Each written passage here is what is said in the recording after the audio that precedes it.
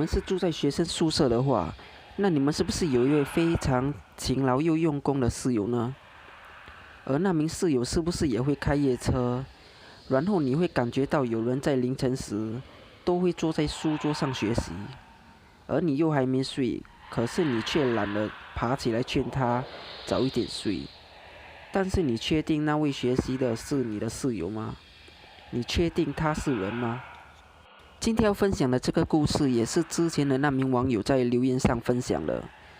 他所遇到的那一个灵异事件，也是发生在他曾读的那间独立华文中学。当然，这也是发生在他的宿舍房间里面。只是这次他遇到的灵异事件是在凌晨时分。当时他整理好隔天的东西后，要上床准备入睡了。不过这时一切都很正常，他的室友们也都已经睡得很深了。后来他一直躺在床上，你知道啊，多数的人晚上在床上时都会想一些事情，有些会想隔天的事情，有些会想一些男女朋友的事情，有些则会想明天要吃什么的问题。然后这名网友呢，他就躺在床上，应该也是和很多人一样在想事情吧。一直到凌晨时分，他想着想着，突然听到一个声音，就是椅子被拉动的声音。但他并没有立刻起身检查，想说这可能是室友忘了整理隔天的课本吧。后来啊，他又听到了有人在翻课本的那些声音，而且翻课本的那些声音还一次比一次快。之后也听到了笔被翻滚的那些声音。后来他就看了一下室友们的床，发现啊，室友们都在床上睡觉，而且那些声音还在。那么那个在书桌的到底是谁呢？他的床刚好也是背对着书桌。他之后也感觉到有点不对劲，因为他想到房里又没开灯，整间房间黑漆漆的。就算是用功的学生，他们应该也会至少开个桌灯吧。他之后就觉得背后凉凉了，就立刻闭上眼睛，让自己赶快睡着。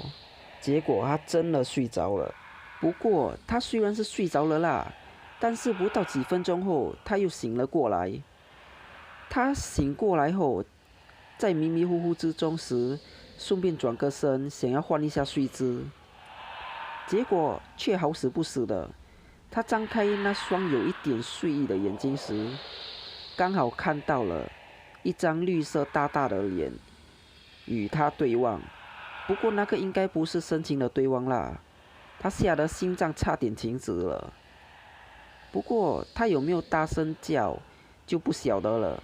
不过之后他一整晚都没入睡，他就这样直直的躺着，面向着天花板。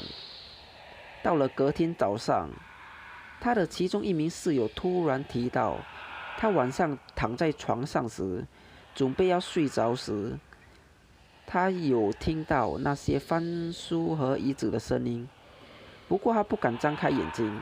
所以今天的故事呢，我可以说那名投稿的网友胆量比他的室友大。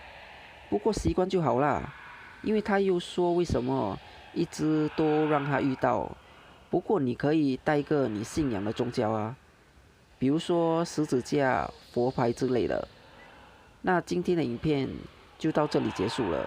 如果你们喜欢今天的影片的话，就帮忙订阅一下吧，和打开小铃铛，按赞、留言和把影片分享出去，谢谢。那我们下一个影片见吧，拜拜。